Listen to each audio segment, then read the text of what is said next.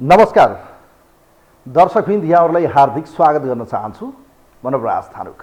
यो टेलिभिजनको विशेष लाइभ विशेष कार्यक्रम न्युज एन्ड भ्युजमा आज हामी राष्ट्रिय स्वतन्त्र पार्टी 44 दिनको सत्ता लिप्सा, सत्ता मोह र सत्ता उताप चढापछि जसरी ऊ चढेको थियो त्यसरी नै ऊ पछाडिएको छ। नेपालीमा एउटा उखान छ, चोक्टा खाना गएकी बुढी झोलमा डुबेर मरी। लाइक द्याट सेम के न के हुन्छ भनेर उहाँहरू कसको पछि लाग्नुभयो? प्रचण्ड र ओलीको पछि। त आखिर उहाँहरूलाई पछार्ने र पछिरिनु थियो, त अन्ततगत उहाँहरू सत्ताभन्दा बाहिर आउनुपर्ने बाध्यता नै बन्यो। उहाँहरूले आज गरेको पार्टीको बैठकबाट एकातिर उहाँहरूले संसद चाहिँ अवरोध गर्नुभयो, अर्थात् संसद बहिष्कार गर्नुभयो। त्यहाँबाट उहाँहरू पार्टी कार्यालयमा पुग्नुभयो, पार्टीमा बैठक बसियो, बैठकपछि एउटा निर्णयमा उहाँहरू पुग्नुभयो तत्काल सरकारबाट फिर्ता हुने, तर सरकारलाई दिएको समर्थन कायम राख्ने। अचम्मको यो खेल छ। हेर्नुहोस्, यसले के देखाउँछ भने न उहाँहरू भाले रहनुभयो, न उहाँहरू पोथी रहनुभयो, अर्थात् न उहाँहरू सत्ता पक्ष रहनुभयो, न प्रतिपक्ष। अर्थात् उहाँहरू सत्ता पक्षमा सत्तामा गएर त्यो मन्त्रीमण्डलमा सहभागी त रहनु भएन, तर सत्तामा उहाँहरूको समर्थन, यसको पछाडि केही उहाँहरूका इन्ट्रेस्ट हुन सक्छन्। जस्तो उपसभामुख उहाँहरूको छ, राष्ट्रिय राजनीतिमा अब विभिन्न किसिमका भागभण्डाहरू होला, ती हेर्न बाँकी छ। सँगै आज उहाँ जब त्यो निर्णयपछि बाहिर आउनुभयो, उहाँका तिनै मन्त्रीले पनि राजीनामा बुझाइसक्नु भएको अवस्था छ। उहाँहरूले भोलि आफ्नो बारेमा पत्रकार सम्मेलन गर्दै हुनुहुन्छ। 44 दिनमा के गर्नुभयो, झन्डै 1.5 महिने उहाँहरू सरकारको सहयात्री बन्नुभयो।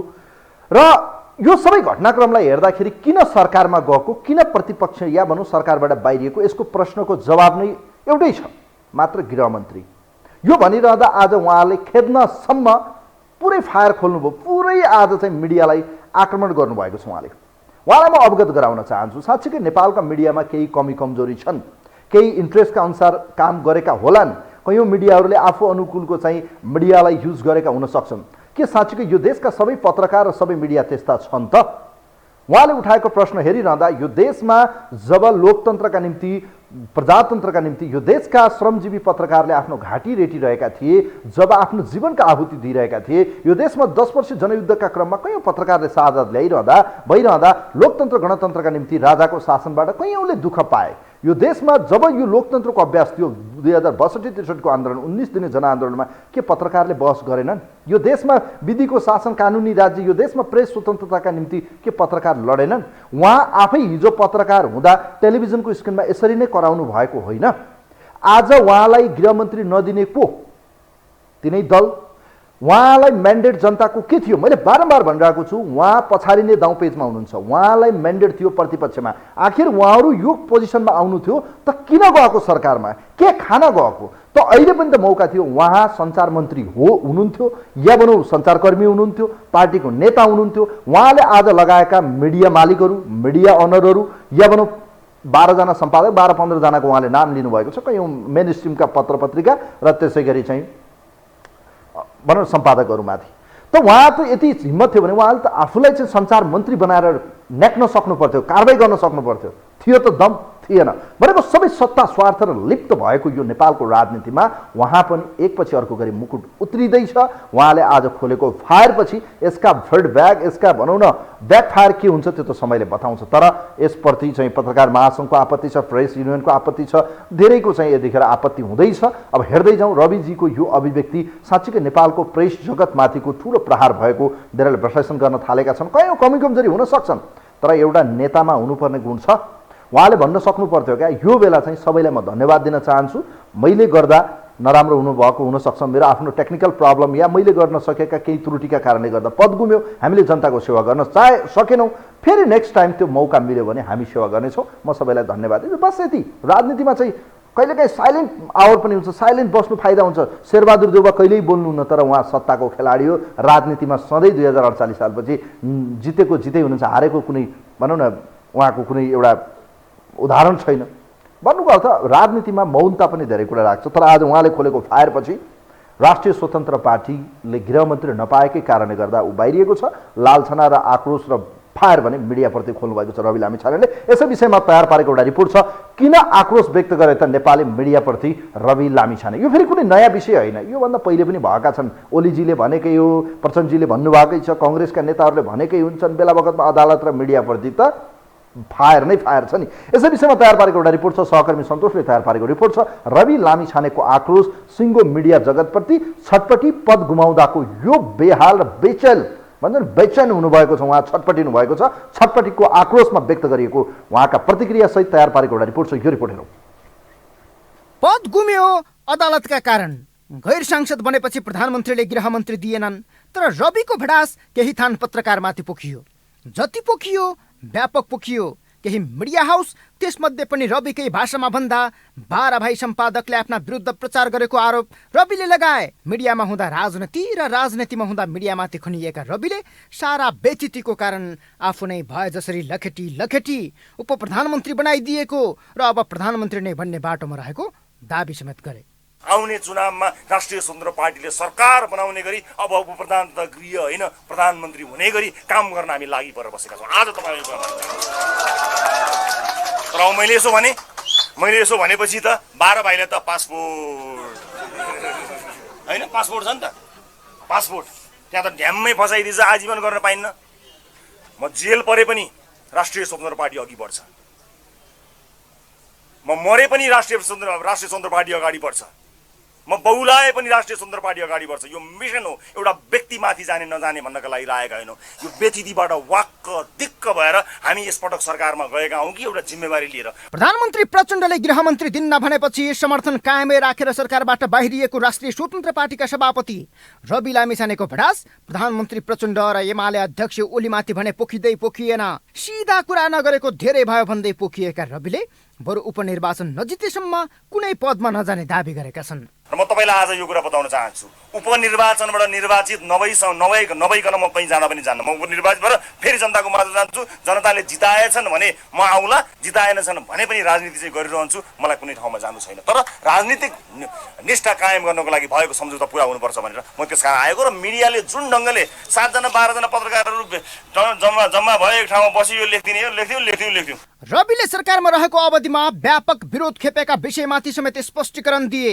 हत्या अभियोगी सांसद पक्राउन परेको विषयदेखि पूर्वहरूको सुरक्षा कटौती गरेको विषयसम्म बेकारमा आलोचना गरिएको भन्दै रविले आफू गृहमन्त्रीबाट हटेपछि समस्या समाधान भयो त भन्दै प्रश्न समेत गरेका छन्। अब एउटा मान्छे समाइदिएन भन्यो, हेर्नुहोस् भाष्य समाएन, अहिले समाए सबै, कसलाई समाए? कोइरी समाएन।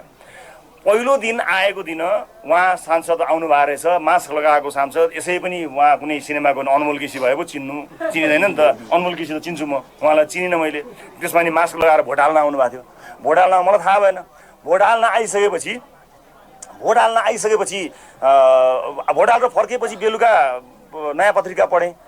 त्यहाँ चाहिँ नि एउटा सांसद के अरे गृहमन्त्रीसँगै भोट दिए भने थाहा पाउने बित्तिकै आइजीलाई आइसाब के हो यस्तो मान्छे आएर समाउनु पर्दैन, ए हुन्छ हजुर म यो गर्छु भनेर उहाँले भन्नुभयो। त्यहाँ सकिहाल्यो। घडीको सोसिनको पनि आरोप सुनेर बस्नु पर्यो। नागरिकता मुद्दाकै कारण सांसद पद गुमाएका रविले अदालतमाथि समेत हल्का कटाक्ष गरेका छन्। हतारमा निर्णय गरे पनि स्वीकारे भन्दै चित्त बुझाउने कोसिस पनि गरे। तर रविले आफूमाथि सबै बल प्रयोग गरिएको दाबी गरेका छन्।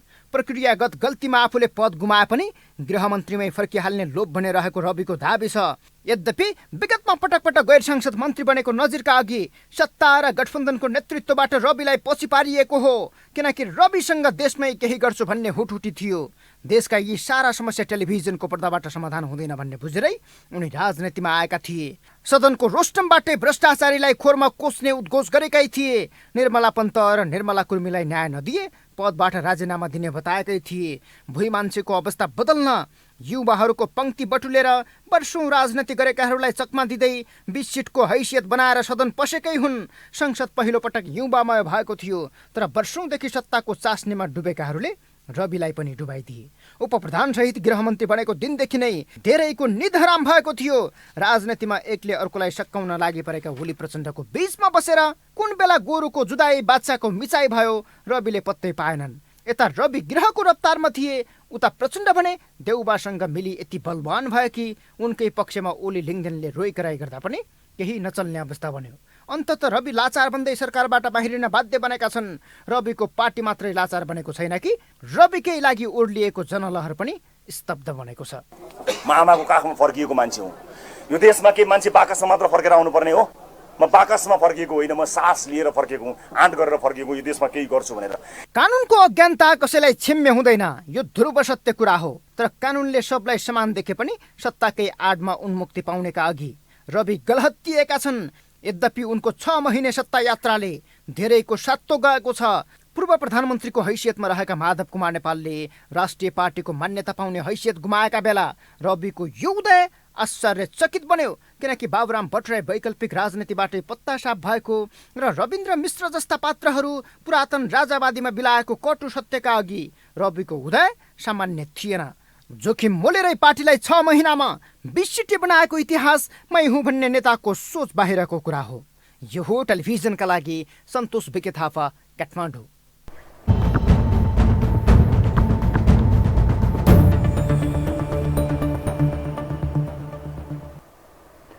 दर्शकवृन्द, राष्ट्रिय स्वतन्त्र पार्टीका सभापति पूर्व उपप्रधान तथा गृहमन्त्री रवि लामिछाने आज आक्रोशित मोडमा थिए। ती मुद्राहरू हेर्दा लाग्थ्यो कहीँ कतै उहाँ शक्ति र सत्ता गुमाउनुको छटपट्टि एक किसिमको विक्षिप्तता उहाँमा देखिन्थ्यो। उहाँले आफैले पनि स्वीकार्नुभयो केही स्वाभाविक रूपमा त्यो आक्रोश पनि छ कि यो देशमा आजसम्म सत्ता ढलेका कयौँ पद गुमेका व्यक्तिहरू यसरी रोएको, चिच्याएको र यति धेरै छटपटिएको देखिएको थिएन। प्रधानमन्त्री शेरबहादुर देउवाको मुखमै आएको सत्ता गुम्दा त प्रधानमन्त्री रहँदा शेरबहादुर देउवा चुइक्क नबोल्ने प्रधानमन्त्री हामीले देख्यौँ। केपी शर्मा ओली सत्तामा हुँदा पार्टी फुटेर प्रतिपक्ष थन्किँदा त उहाँ अलिअलि भडास आयो होला सत्ता गुम्दा, तर यति धेरै रुवावासी त थिएन। पूर्व राजा ज्ञानेन्द्र शाहले नारायणहिटी छोड्दा पनि यति रुवावासी थिएन जति आज रवि लामिछानेको देखिएको छ। उहाँले सबै दोष, हिजो मिडियामा छँदा नेता दोष, आज नेता हुँदा मिडियालाई दोष। यो अचम्म विचित्रको नेपालको राजनीतिमा जनतालाई चुतिया बनाउने र मूर्ख बनाउने काममा नेपालका सबै दलहरूका नेताहरू देखिन्छन्। के उहाँ बिना अर्को पार्टी या अर्को विकल्प या अर्को व्यक्ति सत्ता या भनौँ सरकारमा सहभागी हुने परिस्थिति थिएन? क्वेसन मेरो।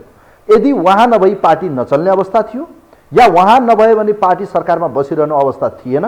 के का निम्ति? उहाँ सांसद पनि हुनुहुन्थेन, अर्को व्यक्ति पठाए हुन्थ्यो, अवसर थिए, तर उहाँले चाहनु भएन। यसका पछाडि उहाँले सत्ता गठबन्धनलाई दोष दिनु भएन, नेपालका मूल राजनीतिक दलहरूलाई दोष दिनु भएन, देशी विदेशी कुनै शक्तिलाई दोष दिनु भएन, सिवाय उहाँले नेपालको मिडिया जगत र केही सीमित पत्रकार, 12वटा जति 12-15 जना सम्पादक र मूलधारका केही मेन स्ट्रिम मिडियालाई उहाँले आज झाको झार्ने गरी फायर खोल्नुभयो। कोही हुनुहुन्छ हाम्रो लाइनमा? हेलो, तपाईँको आवाज सुनेन। हेलो हेलो, नमस्ते, यहाँलाई स्वागत छ। नमस्ते। अब 44 दिनको सत्ताको यात्रा सवारी थियो, त्यो सवारीबाट उत्रेका छन्। आक्रोशित मुद्रामा आज रवि लामिछाने आक्रोश आयो। राजनीति म्याचुरिटी देख्यो कि देखेन? किन सरकारमा गएको, किन बाहिरिएको, के लाग्छ तपाईँलाई? होइन, रविलाई हामीले त पहिले रवि र लिङ्गदेनलाई नजाऊ भनेकै हुन्, गए, अब लगे। अब त्यो कसैको बहुमत छैन, जनताको कमजोरी हो। कसैले बहुमत दिएन, रविलाई 2/3 बहुमत दिएको भएदेखि यो स्थिति आउँदैन थियो। देश केही न केही परिवर्तन त भइहाल्थ्यो। अब थिएन। अब जसरी पनि गठबन्धन हो, काङ्ग्रेस आए पनि गठबन्धन, एमाले आए पनि गठबन्धन हो। काङ्ग्रेसले एक्लै चलाउने हैसियतै छैन, त्यस कारणले गएका हुन्। तर केही छैन। रविलाई मैले बधाई शुभकामना दिन्छु। नडराउ रवि, तिम्रोमा 3 करोड जनता छ, तिमी भूमिका खेल। अर्का पालि सिधै 5 वर्षपछि प्रधानमन्त्री खान्छौ, नडराए हुन्छ। यहाँ जति ओडाले गरे पनि यी लुटेर ठगेर राष्ट्रलाई, जनतालाई बेकुफ बनाएर चाहिँ यो राष्ट्रको सम्पत्ति दहन गर्नेहरू खाना पाएका थिएनन्। ढुङ्गा माटोदेखि बेचेर चाहिँ रात हिजोका 40 सालका हात्ती छाप सबैलेहरू करोडौँपति बनेका थिए। अहिले अब खान पाएको थिएन, सबैले डहा भएको थियो। रविले त केही न केही गर्थे। अब त्यो भएकाले सबै लागेका थिए। रविले मजाले खोलिदिएको छ। रविलाई बधाई शुभकामना छ। यसै गरी आऊ रवि। आज उहाँले जुन निर्णय गर्नुभयो यो ठिक हो, सत्ताबाट बाहिरिने तर सरकारलाई समर्थन, कम्मलभित्र ओढिरहने, हात छिराएर घिउ पनि खाइरहने, त्यही हो तरिका? के लाग्छ तपाईँलाई? उहाँले सत्तामा नरहने नैतिकता किन देखाउनु भएन? किन सरकारलाई दिएको समर्थन फिर्ता लिनु भएन? के लाग्छ तपाईँलाई? होइन, त्यो भोलि पर्सि लिएला नि, त्यो केही छैन, त्यो ठुलो कुरा होइन। लिइहाल्छन् सत्ता र बाहिर। अब मलाई बताउनुहोस्, आज उहाँहरूले जब पत्रकार सम्मेलन गर्नुभयो, उहाँलाई पद नदिनुको पछाडि नेता होइन, यो देशका मिडिया हो, त्यही एकदम राम्रो। यहाँ चाहिँ जनतालाई बेकुफ बनाएर कसैले भूमिका खेलेका थिए। के गरेका थिए अपराधहरू के त्यो त आज पर्दाफास भयो नि। अब कुन मिडियाले उठाउँछन् हेर्न बाँकी छ, कसले उठाउँदा रहेछन्, को कसका पछि लागेको सबैको थाहा त अब प्रत्येक व्यक्तिको आन्द्रा भुँडी फोक्सो कलेजो मुटु सबै थाहा पाइयो क्या। प्रत्यक्ष सबैले थाहा पाएका छौँ, चिनेका छौँ, बुझेका पनि छौँ, राम्रैसँगले जनताले बुझे। 3 करोड जनतालाई मैले अहिलेदेखि अपिल गर्छु, अब आउने दिनमा 2/3 बहुमत दिनुपर्छ रविलाई। अनि त्यहाँदेखि 7 सालदेखिको सम्पत्ति छानबिन गरेर राष्ट्रियकरण गर्नुपर्छ र आज जब उहाँ चाहिँ सत्ताबाट बाहिरी रहँदा यो रुवावासी यो छटपटीलाई कसरी हेर्नुभयो त? ठिकै हो, किन रुनुपर्ने आवश्यक छैन। मिडियाका लागि त अब रुवावासी भयो होला, बढाइ चढाइ अब धेरैले अब त्यहाँ धेरै मौका पाउने भए, खाने भए, रातारात धनी बन्ने भए नि त। बिचरा खान पाएका थिएनन्। अब रविलाई ढालेर रविका चाहिँ मन्त्री ढालेर अब त भोलिदेखि नै आजैदेखि सुरु भयो होला भोज भतेर। अब त्यहाँ त ठुलै पार्टी भयो होला। भोलिदेखि खोला नाला जग्गा जमिन अब कति बलुवा सल्लाह अब सुरुङ खन्न पनि थाल्ने होला। देखेका हौ नेपालीले सागसब्जी सडकमा फाल्दैछन्, इन्डियाको सब्जी रातारात यहाँ अरबौँ खरबौँको आएर देश साथ पल्टेको त देखेकै हौ। जनता सचेत हो भने यिनीहरूलाई देश निकाला गर्नुपर्ने हो। साँच्चै नेपाली सचेत थियो भने नि मजाले प्रतिपक्षमा बस्ने, मजाले 5 वर्ष जनताको आवाज उठाउने, यही हो नि उठाउने। खैरो कसैले केही गर्यो भने अब त प्रत्येक नेपालीले उठाउनु पर्छ, प्रत्येकले सूचना ल्याउनु पर्छ। कुन दलालहरू यो राष्ट्रलाई दहन गरेर लुटेर खान खोजेका थिए पाएका थिएनन्। अहिले अब भोलिदेखि सुरु होला, देखिहाल्छौँ हामीले। यिनीहरूको हामी पनि खन्छौँ, खैरो खन्छौँ, खोजी ल्याउँछौँ हामी। यहाँलाई धेरै धेरै धन्यवाद दिन चाहन्छु। थ्याङ्क यू सो मच, धेरै धेरै धन्यवाद दिन चाहन्छु। रवि लामिछानेको पार्टी अर्थात् राष्ट्रिय स्वतन्त्र पार्टीले सरकारबाट फिर्ता हुने निर्णय गरेसँगै विभिन्न किसिमका टिका टिप्पणीहरू भए। उहाँले पत्रकार सम्मेलन मार्फत देशको सिङ्गो मिडिया जगतमाथि प्रहार गर्नुभयो र खास गरी यो देशको व्यवस्थाका दोष कोही पनि होइन।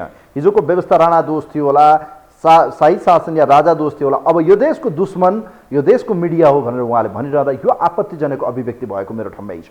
उहाँ हिजो यही मिडियाबाट कराउँदै देशका जनताका आवाज बोल्ने मिडिया प्लेटफर्म हो। मिडिया सबै कुरा होइन, देश चलाउने नेताले हो। विधि शासन प्रणाली त्यसको चाहिँ शासन व्यवस्था मिलाउने राजनीति गर्ने नेताहरूले हो। संसदमा जाने, कानुन बनाउने।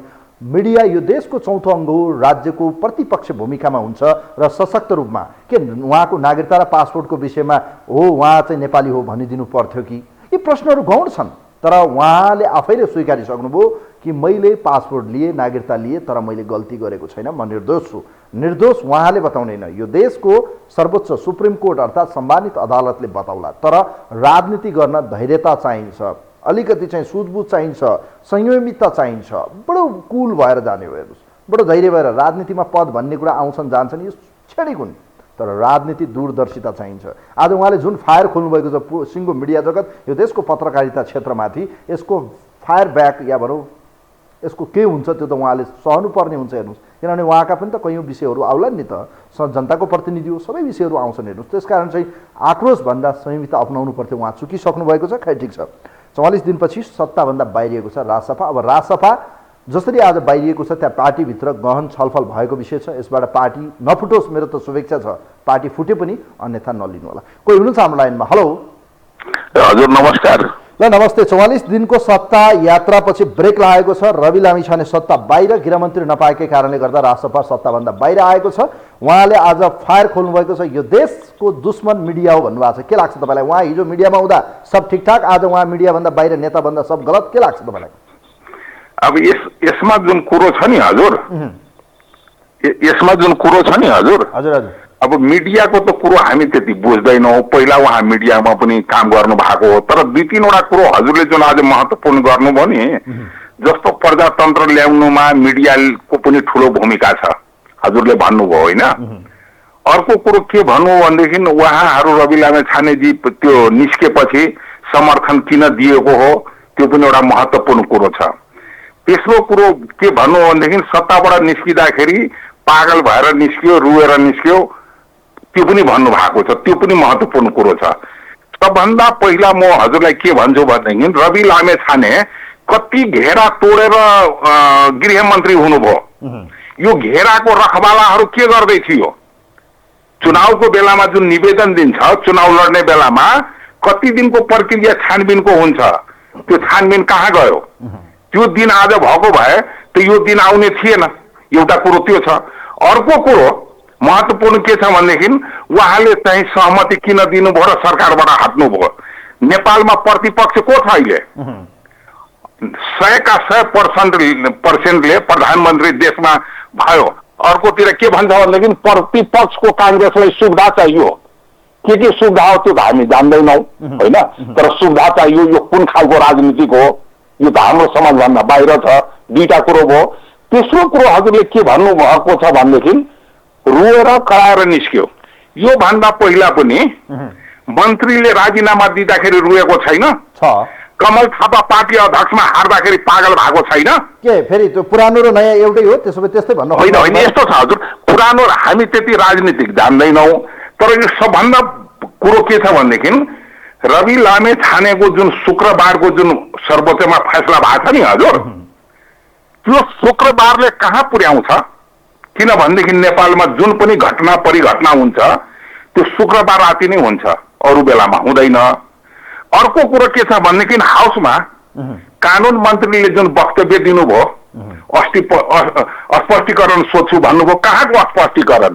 अब यो स्वतन्त्र पार्टी पनि हटिहाल्यो, अब राप्रपाललाई पनि हटाइदियोस् होइन। अब उता सिके राउत पनि ग्यार गर्दैछ, उसलाई कृषि मन्त्री भएन, ऊ पनि हट्छ होइन। अब हट्दा हट्दै ठिङ्गो एकजना बस्छ यो देशमा, तर जति सजिलो सोच्नु भएको छ यो देश चलाउनुलाई त्यति सजिलो चाहिँ छैन। तर मैले देखेको राजनीति आजबाट चाहिँ नयाँ कोर्समा पुगेको छ, किनभने अब प्रचण्ड र देउबा एक ठाउँमा आउने सम्भावना म्याक्सिमम छ। राष्ट्रिय उपाध्यक्ष, राष्ट्रिय सभाको उपाध्यक्षमा कङ्ग्रेसको समर्थन, रवि आउट हुनु र यहाँबाट चाहिँ कङ्ग्रेसको दैलोमा प्रचण्डको प्रवेश हुने सम्भावना म देख्छु। तपाईँ के देखिरहनु भएको छ? यस्तो छ हजुर, काङ्ग्रेस र माओवादी एक ठाउँमा भए पनि के दुईटा पार्टी भएर सरकार चलाउन सक्छ? होइन, त्यो नेचुरल गठबन्धन हुन्छ। यो चुनाव पूर्व गरिएको जनतालाई यो गठबन्धन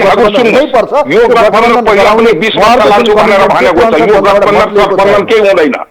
2 महिना 4 महिनामा सरकार ढाल्ने र सरकार बनाउने र कतिखेर मध्यावधि चुनाव हुन्छ यो देशमा त्यो ठेगान छैन।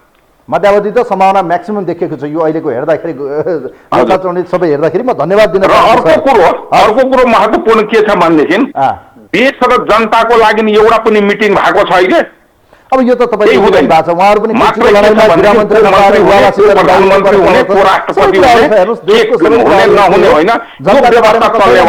चाहे नयाँ हुन् चाहे पुराना जोगी हुन् सब एउटै हुन्। उहाँहरूले सिर्फ आफ्नो निस्वार्थ हेर्दा कुर्सी हस्, धन्यवाद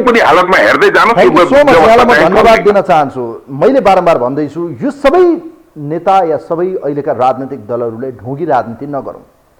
कुर्सीका निम्ति राजनीति गृहमन्त्री नपाउँदा उहाँले चाहेको भए सञ्चार मन्त्री लिन सक्नुहुन्थ्यो। अर्को मन्त्री थियो, अर्को मन्त्रालय दिने कुराहरू प्रधानमन्त्री गरेको विषय समेत आयो।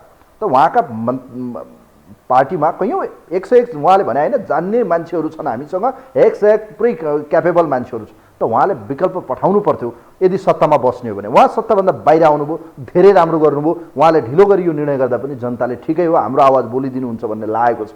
तर सरकारलाई समर्थन कायम राख्नुको अर्थ के हो भने केही दिनमा फेरि कुराकानी मिल्यो भने फेरि सरकारमा जान्छ। यो पनि लेखेर राख्नु होला। यदि यहाँनिरबाट कोर्स कलेक्सन भयो, नेचुरल प्रोसेस अर्थात् नेचुरल पुरानै गठबन्धनमा फर्क्यो भने प्रचण्ड 5 वर्ष प्रधानमन्त्री बन्ने देखिन्छ। त्यो अब अहिले फागुन 13 गते पर्खिनुपर्छ। मैले बारम्बार भन्दैछु एकपछि अर्को गरी कोर्स करेक्सन हुँदैछ र यहाँबाट चाहिँ कङ्ग्रेस र माओवादी जो प्री एलायन्स गरिएको थियो त्यो गठबन्धन फेरि हुने सम्भावना देखिन्छ। हेर्नुहोस् यो अहिलेको घटनाक्रमले हेर्दाखेरि त्यही अनुमान मेरो चाहिँ छ है। फेरि अब अरूले के गर्छ त्यो उहाँहरूले, मैले जे भन्दैछु पछिल्लो घटनाक्रम अनुसार रवि यसरी बाहिर आउनेछन्, यो हुनसक्छ, त्यही भइरहेको छ। हेर्नुहोस् किनभने नेचुरल रूपमा यो उहाँको म्यान्डेट थिएन।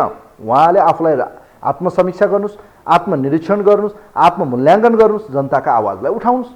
त यही थियो उहाँको म्यान्डेट। त किन उफ्रेर गएको सत्तामा, किन पछाडिनु परेको? त्यही त मैले भने झोल खान गएको, चोक्टा खान गएको बुढी झोलमा, यही हो हालत। कोही हुनुहुन्छ हाम्रो लाइनमा आजको निम्ति? हेलो हेलो नमस्कार नमराज सर, म खड्ग पौडेल बुढालिन कन्डवा। ल, राष्ट्रिय स्वतन्त्र पार्टी सरकारबाट बाहिरियो तर सरकारलाई समर्थन कायम राख्ने भनेको छ। 44 दिनमा सरकारबाट चाहिँ बाहिर आउनुपर्ने अवस्था आयो। के खान गएको, किन आएको, केका लागि, कसका लागि, किन, कसरी, यी सबै प्रश्नहरू हेर्दा उहाँले भन्नुभयो मलाई हटाउन र मलाई सिद्ध्याउन मिडिया लाग्यो भन्नुभयो। उहाँलाई सिद्ध्याउन मिडिया लागेको देख्नुहुन्छ र तपाईँ उहाँको नागरिकता र पासपोर्टको विषय जनताको अगाडि मिडियाले ल्याइदिएको हो, के लाग्छ तपाईँलाई? होइन, रवि लामी छानेको यो आक्रोश अकालिनु राम्रो होइन। अब उसले एउटा आफ्नो गलत यो जुन दोहोरो नागरिकता कि त्यो पहिले सुरुवातमै सफा गर्नु पर्थ्यो होला। उनको चाहिने अब धन सम्पत्ति उता अमेरिकामा थियो भनेर ढिला गरेको भन्ने कुराहरू पनि सुन्यो। त त्यस कुरालाई पनि त एउटा कुरा राखेर भए पनि जति धन भए पनि दोहोरो नागरिकता लिन त पाइँदैन थियो। त्यस्तो केटाकेटी को कुरा सुनाएर राम्रो भएन नि। एउटा नीति कानुन सबलाई बटुलेर हिजो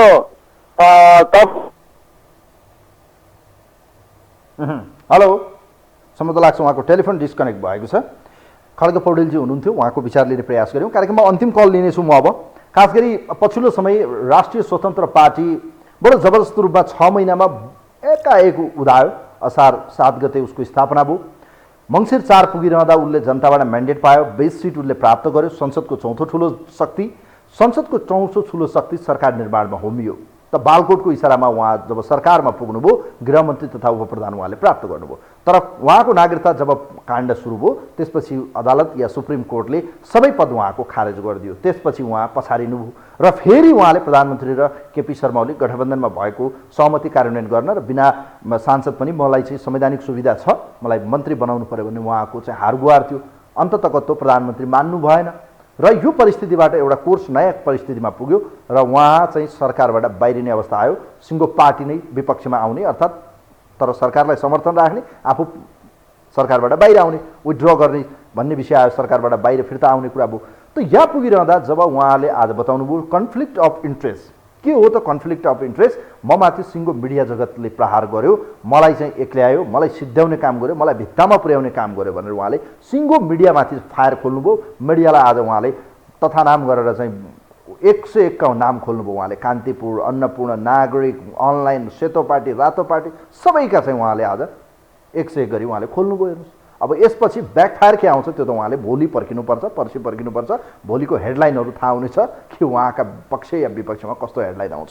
कोही हुनुहुन्छ हाम्रो लाइनमा, उहाँलाई म आजका निम्ति अन्तिम कलर। हेलो हेलो, नमस्ते, यहाँलाई स्वागत छ।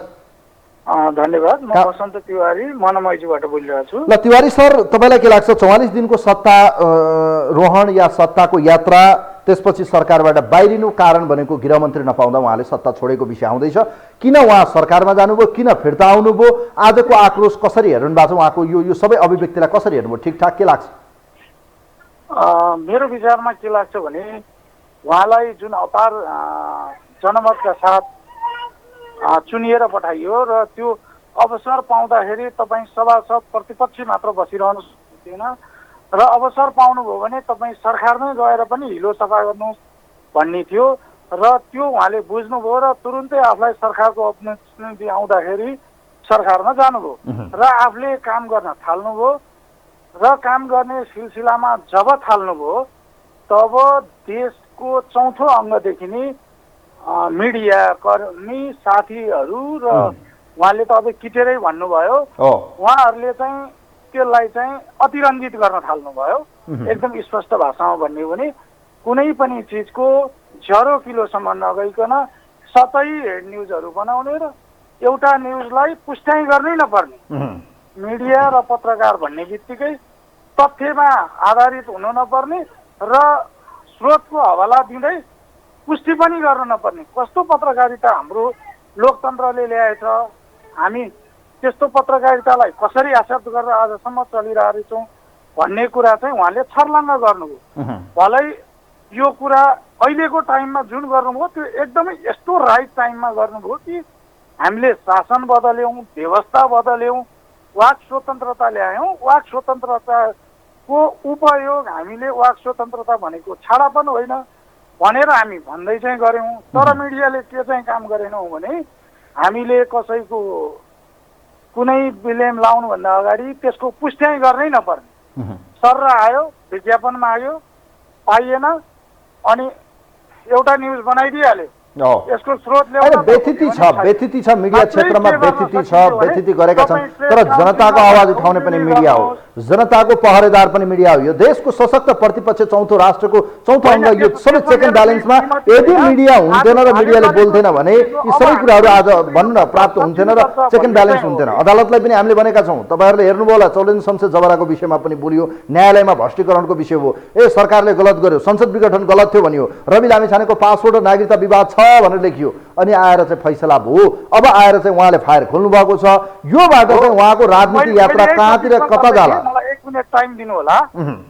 के चाहिँ थियो भने जस्तो उहाँले हाम्रो शालिग्राम पडासनीको हत्या दुर्सानको अभियोगमा उहाँलाई कुन नागरिकताका आधारमा चाहिँ मुद्दा चलाइएको थियो त? राज्यको हिजो त्यो मुद्दा चलाउने राज्य दोषी हो कि होइन? त्यसलाई उचाल्ने हाम्रा मिडियाहरू दोषी हुन् कि होइन? त्यो कारबाहीको भागीदार हुनुपर्ने कि नपर्ने? त्यो सबै गरेर एउटा नागरिक सिङ्गो देशको व्यवस्था बदल्न सक्छ नागरिकले, र त्यही नागरिकको जनमत, त्यो पनि सर्वोत्कृष्ट जनमत ल्याएर राखेको मान्छेलाई नेपाली नागरिकै होइन भनेर अदालतले गरिदिएको चिजलाई उहाँले सहज रूपमा स्वीकारेर सहज रूपमा आइसक्दा पनि मिडिया जो राज्यको चौथो अङ्ग हो उसले निरन्तर प्रहार गर्न नछोडेको। प्रहार गर्नुपर्ने चाहिँ कहाँ थियो भन्दाखेरि त्यो हिजो अपराध हत्या अपराधको दुर्सान मुद्दा चलाउँदाखेरि के का आधारमा गर्यो भनेर राज्यमाथि गर्नुपर्ने थियो, त्यो नगरिकन व्यक्तिमाथि हाम्रो मिडियाले अब कुन एङ्गलबाट कुन स्वार्थले गर्यो भन्ने कुरा। तर एउटा नागरिकता विवाद भएको व्यक्ति जब गृह मन्त्रालयमा जान्छ त्यो कन्फ्लिक्ट अफ इन्ट्रेस्ट हो नै, त्यो गलत हो, त्यो नैतिकताले दिँदैन, त्यो गर्नै मिल्दैन थियो, त्यो गर्नुको त्यही कुरा मिडियाले उठाएको। त्यहाँ कुनै उहाँ अपराधी हो भनेको पनि छैन। के कन्फ्लिक्ट अफ इन्ट्रेस्ट, जसलाई नागरिकताको विवाद छ त्यो व्यक्तिलाई गृह मन्त्रालय दिन मिल्दैन, बस यही हो लाइन। म धन्यवाद दिन चाहन्छु यहाँलाई तिवारी सर, धेरै धेरै धन्यवाद छ। कन्फ्लिक्ट अफ इन्ट्रेस्ट अनुसार गृह मन्त्रालय उहाँले लिनु हुँदैन थियो, त्यो मिडियाको बटम लाइन नै थियो। अहिले पनि म भन्छु बटम लाइन थियो कन्फ्लिक्ट अफ इन्ट्रेस्ट अनुसार। कसैलाई पनि नैतिकताको आधारमा विक्रम पाण्डे पनि अहिले गलत ठाउँमा हुनुहुन्छ। कन्फ्लिक्ट अफ इन्ट्रेस्ट मैले बारम्बार भन्दैछु, कन्फ्लिक्ट अफ इन्ट्रेस्ट अनुसार उहाँलाई गृह मन्त्रालय नदियोस्, उहाँलाई गलत मान्छेलाई तपाईँहरूले दिनुभयो, उहाँको नागरिकता विवाद छ, मिडियाको हेडलाइन र मिडियाको बटम लाइन नै थियो। तर के मिडियाले नै हो त उहाँलाई चाहिँ आज जनताको म्यान्डेटबाट प्राप्त भएको, उहाँले सुझबुझ अप्नाउने सत्ताको खेलाडी उहाँ हो, उहाँले खेल्ने खेल हो। उहाँले चाहिँ अर्को व्यक्ति पठाएर पनि सत्ताको चाहिँ आफू एउटा भनौँ न केपी ओली जस्तै उहाँ पनि सत्ता गठबन्धनको एउटा घटकको दलको नेता हुन सक्नुहुन्थ्यो, तर खै उहाँले त्यो आँट गर्नु भएन, सत्ताबाट बाहिरिनु भयो। खै ठिक छ, तर मिडिया क्षेत्र पनि संयमित बन्नुपर्छ, निष्पक्ष स्वच्छ र स्वतन्त्र भएर पत्रकारिता गर्नुपर्छ। कसैलाई भित्तामै पुर्याउने, कसैको इन्ट्रेस्ट अनुसार चाहिँ कामै गर्ने किसिमले यदि गर्ने भने सिङ्गो मिडिया क्षेत्र र राज्यको चौथो अङ्ग प्रति जनताको विश्वास र भरोसा मर्नेछ। तसर्थ लोकतन्त्रमा मिडिया मार्नु हुँदैन, लोकतन्त्रमा प्रेसलाई मार्नु हुँदैन। प्रेस जुन दिन मर्छ त्यो दिन यो देशमा फेरि तानाशाह जन्मिन्छ।